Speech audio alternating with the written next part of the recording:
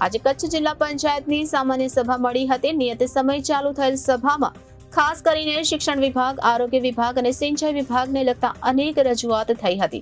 ખાસ કરીને શિક્ષકોની ઘટ બાબતે વિપક્ષ દ્વારા ધારદાર રજૂઆતો થઈ હતી।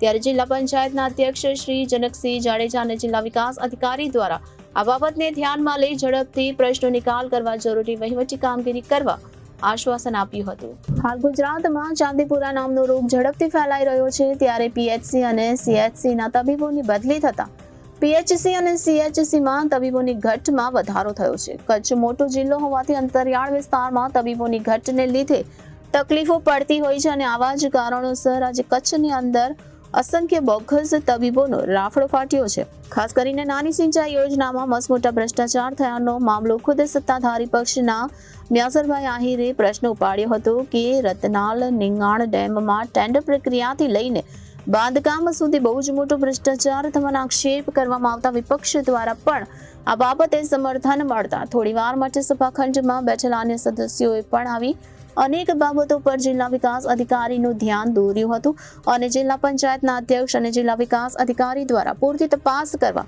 આશ્વાસન આપવામાં આવ્યું હતું।